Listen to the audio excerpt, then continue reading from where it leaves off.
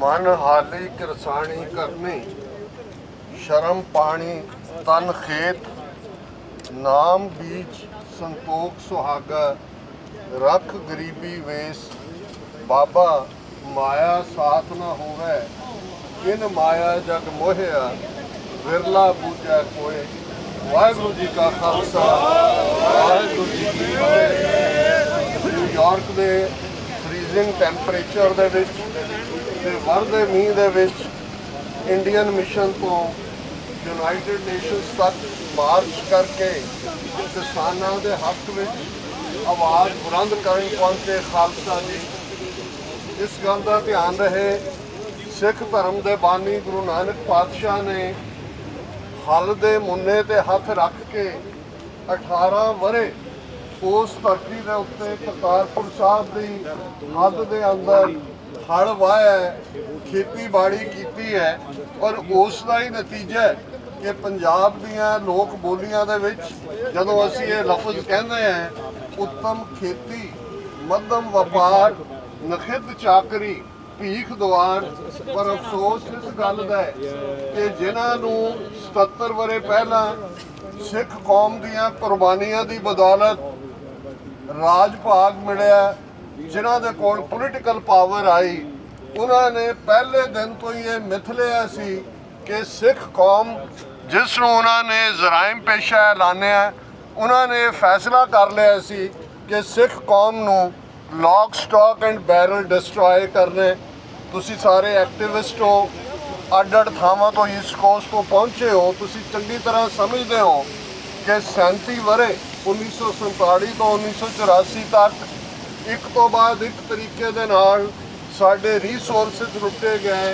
पंजाबी जबान नूं गवारां दी भाषा कह के किन्ने वरे सूबा देण तो इनकारी रहे ते जे लंगड़ा लूला सूबा दिता है, पंजाब दे पाणियां नूं खो के नॉन राइपेरियन स्टेटां दे हवाले कीता ते जो रहंद खूंद पंजाब बचे इस नूं पिछली अद्धी सदी दे अंदर किवें इकनॉमिकली डिस्ट्रॉय कीता, किवें डी इंडस्ट्रीलाइज कीता। यही नहीं कि इंडस्ट्री लिआंदी नहीं, पर तुसीं देखदे हो हिमाचल, जम्मू कश्मीर, उत्तराखंड नूं स्पैशल इंडस्ट्रीयल पैकेज दिते।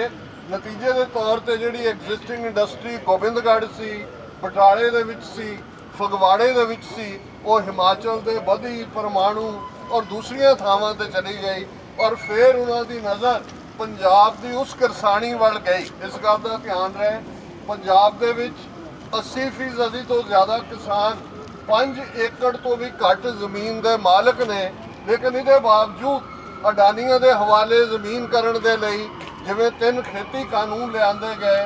ये रिमार्केबल साडी प्राप्ति है डायस्पोरा सिखां दी कि जिस मोदी बारे कहते सी कि मोदी कदे झुकदा नहीं, 19 महीने दिल्ली दियां बरूआं ते बैठ के 750 तो ज़्यादा किसानों ने शहीदियां दे के वो कमाल कर दिखाया। भारतीय हुकूमत तीनों खेती कानून वापस लैण ते मजबूर हुई, पर उदों ही एक स्क्रिप्ट लिखी गई। वो स्क्रिप्ट सी ट्रांसनैशनल रिप्रैशन की। वो स्क्रिप्ट सी कि बाहरले सिखां की आवाज़ नूं दब दिता जाए। भाई परमजीत सिंह पंजवड़, भाई अवतार सिंह खंडा, भाई हरदीप सिंह निज्जर या भाई गुरपतवंत सिंह पन्नू मर्डर प्लॉट का फाइल होना, ये स्क्रिप्ट किसान मोर्चे की जित तो बाद लिखी गई। पंजाब दे विच तां इन्हां ने जिवें किसानी लीडरशिप के अंदर घुसपैठ की। महेंद्र सिंह पूनिया एक जाट जर्नलिस्ट है, हरियाणे का, उन्हें बड़ी इन्वेस्टिगेटिव रिपोर्टिंग की है कि आ जिहड़ियां 32-33 जथेबंदियां सी, इन्हां दा चो किवें सरकार नाल किहड़े रले हुए सी। लेकिन उस दौर दे विच भी सरवण सिंह पंधेर होए, जगजीत सिंह डल्लेवाल होए, ये अमृतधारी सिंह जिन्हां ने दीप सिद्धू का साथ भी दिता है, जिन्हां ने मजबूती दे नाल जदों उन्होंने देखा कि किसानी लीडरशिप जिन्हां नूं केजरीवाल ने राजेवाल नूं कहा तैनूं चीफ मिनिस्टर बना देने, तो उस सारे दे विच उन्हें अपनियां तो जमानतां जब्त होईयां। 92 सीटां दिल्ली दे इस बाणीए दे हवाले करके पंजाब एक होर खड्ड चों दूजी खड्ड वल धकेल दिता गया। जिहड़ियां मंगां दे लई किसान खनौरी बॉर्डर ते बैठे ने, शंभू बॉर्डर ते बैठे ने, हालात देखो कि उन्होंने सुप्रीम कोर्ट ने कहा जी ठीक है तुसीं पैदल जा सकते हो, ट्रैक्टर लैके दिल्ली नहीं जाना। 101 ਕਿਸਾਨਾਂ ਦਾ ਜਥਾ 3 ਵਾਰ ਉਹਨਾਂ ਨੇ ਟਰਾਈ ਕੀਤਾ ਸ਼ੰਭੂ ਤੋਂ rubber bullet tear gas shells ਦੇ ਨਾਲ ਉਹਨਾਂ ਦੇ ਉੱਤੇ ਅਟੈਕ ਹੋਇਆ। ਔਰ ਮੈਂ ਸਮਝਦਾ ਬੇਸ਼ੱਕ ਜਦੋਂ ਅਸੀਂ ਮਰਨ ਵਰਤ ਦੀ ਗੱਲ ਕਰਦੇ ਹਾਂ ਸਿਧਾਂਤਕ ਤੌਰ ਤੇ ਸਿੱਖੀ ਦੀ ਪੋਜੀਸ਼ਨ ਵੱਖਰੀ ਹੈ, ਪਰ ਜਦੋਂ ਕੋਈ ਧਈਆ ਕਰ ਲਏ ਜਿਵੇਂ ਸਰਦਾਰ ਦਰਸ਼ਨ ਸਿੰਘ ਫੇਰੂਮਾਨ ਨੇ ਇਹ ਧਈਆ ਕੀਤਾ ਸੀ ਕਿ ਮੈਂ ਅਰਦਾਸ ਨੂੰ ਸੱਚ ਕਰਕੇ ਦਿਖਾਣਾ, ਅੱਜ ਜਗਜੀਤ ਸਿੰਘ ਡੱਲੇਵਾਲ ਇੱਕ ਸਿੰਬਲ ਬਣ ਗਏ ਨੇ ਉਸ ਇਨਜਸਟਿਸ ਦੇ ਕਿ ਭਾਰਤੀ ਸੁਪਰੀਮ ਕੋਰਟ ਪੰਜਾਬ ਗਵਰਨਮੈਂਟ ਨੂੰ ਇਹ ਆਰਡਰ ਤਾਂ ਕਰ ਰਿਹਾ ਕਿ ਜੀ 24 ਘੰਟੇ ਦੇ ਵਿੱਚ ਮੈਡੀਕਲ ਬੋਰਡ ਬਣਾਓ, ਯਕੀਨੀ ਬਣਾਓ ਕਿ ਉਹਨੂੰ ਮੈਡੀਕਲ ਫੈਸਿਲਿਟੀ ਮਿਲੇ, ਪਰ ਨਾ ਸੁਪਰੀਮ ਕੋਰਟ ਇਹ ਕਹਿ ਰਿਹਾ ਵੀ ਸੈਂਟਰ ਗਵਰਨਮੈਂਟ ਨੂੰ ਕਿ ਗੱਲਬਾਤ ਸ਼ੁਰੂ ਕਰੋ ਕਿਸਾਨ ਲੀਡਰਸ਼ਿਪ ਨਾਲ, ਨਾ ਉਹ ਕਹਿ ਰਿਹਾ ਕਿ MSP ਤੋਂ ਲੈ ਕੇ ਜਿਹੜੇ ਸਮਝੌਤੇ ਕੀਤੇ ਸੀ ਉਹਨਾਂ ਨੂੰ ਲਾਗੂ ਕਰੋ। ਅੱਜ ਉਹਨਾਂ ਦੀ ਜੁਡੀਸ਼ਰੀ ਹੋਏ, ਮੀਡੀਆ ਹੋਏ, ਬਿਊਰੋਕ੍ਰੇਸੀ ਹੋਏ ਤੇ ਪੰਜਾਬ ਦਾ ਭੰਤਾ ਕਿਵੇਂ ਆਸਟ੍ਰੇਲੀਆ ਦੇ ਵਿੱਚ ਕ੍ਰਿਕਟ ਮੈਚ ਬੈਠਾ ਦੇਖ ਰਿਹਾ ਹੈ, ਕੋਈ ਫਿਕਰ ਨਹੀਂ ਹੈ ਪੰਜਾਬ 'ਚ ਕੀ ਚੱਲ ਰਿਹਾ। ਮੈਨੂੰ ਇਸ ਗੱਲ ਦਾ ਡਰ ਹੈ ਕਿ ਆਉਣ ਵਾਲੇ 24-48 ਘੰਟੇ ਦੇ ਵਿੱਚ ਪੁਲਿਸ ਜ਼ਬਰਦਸਤੀ ਗੁੰਡਾਗਰਦੀ ਕਰਕੇ ਜਗਜੀਤ ਸਿੰਘ ਡੱਲੇਵਾਲ ਨੂੰ ਚੁੱਕ ਸਕਦੀ ਹੈ, ਖੂਨ ਖਰਾਬਾ ਵੀ ਹੋ ਸਕਦਾ ਹੈ। ਪਰ ਇਹ ਜਿਹੜੀ ਤਾਕਤ ਹੈ, ਔਰ ਮੈਂ ਮੁਬਾਰਕਬਾਦ ਦਿੰਦਾ ਹੈ ਈਸਟ ਕੋਸਟ ਸਿੱਖ ਕੋਆਰਡੀਨੇਸ਼ਨ ਕਮੇਟੀ ਨੂੰ, ਸਭ ਗੁਰਦੁਆਰਾ ਪ੍ਰਬੰਧਕਾਂ ਨੂੰ, ਜਿਨ੍ਹਾਂ ਨੇ ਇਸ ਗੱਲ ਨੂੰ ਯਕੀਨੀ ਬਣਾਇਆ ਕਿ ਅੱਜ ਇੱਕ ਪਾਵਰਫੁਲ ਪ੍ਰੋਟੈਸਟ ਇਹ ਸ਼ੁਰੂਆਤ ਹੈ। ਔਰ ਮੈਂ ਸਮਝਦਾ ਵੀ ਆਉਣ ਵਾਲੇ ਦਿਨਾਂ ਦੇ ਵਿੱਚ ਅਮਰੀਕਾ ਭਰ ਦੇ ਵਿੱਚ, ਕੈਨੇਡਾ, ਦੁਨੀਆ ਜਿਹੜੀ ਅੱਜ 5 ਮਿਲੀਅਨ ਸਿੱਖ ਡਾਇਸਪੋਰਾ ਦੀ ਤਾਕਤ ਹੈ। ਬੇਸ਼ੱਕ ਸਾਡਾ ਫੋਕਸ ਖਾਲਿਸਤਾਨ ਹੈ, ਇੱਕ ਖਾਲਿਸਤਾਨੀ ਐਕਟਿਵਿਸਟ ਦੇ ਨਾਤੇ ਸਾਨੂੰ ਇਸ ਗੱਲ ਦੀ ਸਮਝ ਹੈ ਕਿ ਖਾਲਿਸਤਾਨ ਤੋਂ ਬਿਨਾਂ ਸਿੱਖਾਂ ਦਾ ਕੋਈ ਮਸਲਾ ਹੱਲ ਨਹੀਂ ਹੋਣਾ। ਪਰ ਇਹਦੇ ਬਾਵਜੂਦ ਜੇ ਬਿਮਾਰੀ ਦੇ ਸਿੰਪਟਮਸ ਹੁੰਦੇ ਨੇ, ਕਈ ਵਾਰ ਜਦੋਂ ਤੱਕ ਤੁਸੀਂ ਡਾਇਗਨੋਸਿਸ ਵੀ ਤੁਹਾਨੂੰ ਪਤਾ ਹੈ ਸਲੇਵਰੀ ਹੈ, ਉਹਦਾ ਸੋਲੂਸ਼ਨ ਵੀ, ਮੈਡੀਕੇਸ਼ਨ ਵੀ ਪਤਾ ਹੈ ਕਿ ਫਰੀडम ਹੈ, ਪਰ ਕਈ ਵਾਰ ਜਿਹੜੇ ਬਿਮਾਰੀ ਦੇ ਸਿੰਪਟਮ ਜਾਂ ਲੱਛਣ ਹੁੰਦੇ ਨੇ ਉਹਨਾਂ ਨੂੰ ਸੁਪਰੈਸ ਕਰਨ ਲਈ ਵੀ ਤੁਸੀਂ ਮੈਡੀਕੇਸ਼ਨ ਸੁਜੈਸਟ ਕਰਦੇ ਹੋ।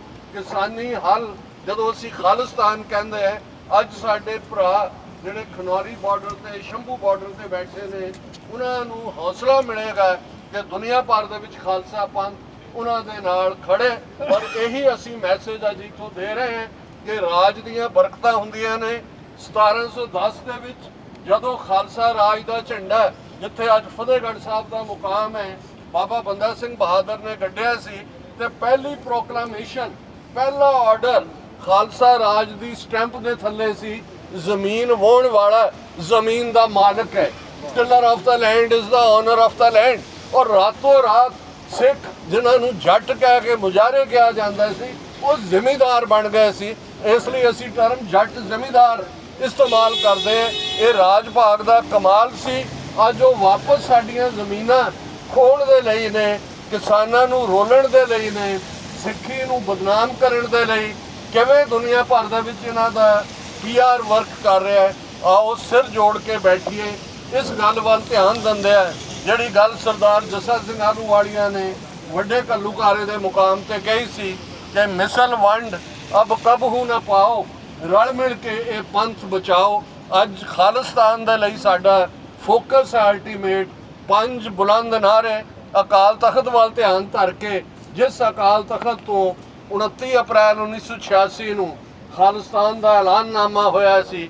ਅਕਾਲ ਤਖਤ ਤੋਂ ਆਈ ਆਵਾਜ਼ ਖਾਲਿਸਤਾਨ ਖਾਲਿਸਤਾਨ, ਅਕਾਲ ਤਖਤ ਤੋਂ ਆਈ ਆਵਾਜ਼ ਖਾਲਿਸਤਾਨ ਖਾਲਿਸਤਾਨ, ਅਕਾਲ ਤਖਤ ਤੋਂ ਆਈ ਆਵਾਜ਼ ਖਾਲਿਸਤਾਨ ਖਾਲਿਸਤਾਨ, ਅਕਾਲ ਤਖਤ ਤੋਂ ਆਈ ਆਵਾਜ਼ ਖਾਲਿਸਤਾਨ ਖਾਲਿਸਤਾਨ, ਅਕਾਲ ਤਖਤ ਤੋਂ ਆਈ ਆਵਾਜ਼ ਖਾਲਿਸਤਾਨ ਖਾਲਿਸਤਾਨ। ਵਾਹਿਗੁਰੂ ਜੀ ਕਾ ਖਾਲਸਾ, ਵਾਹਿਗੁਰੂ ਜੀ ਕੀ ਫਤਿਹ।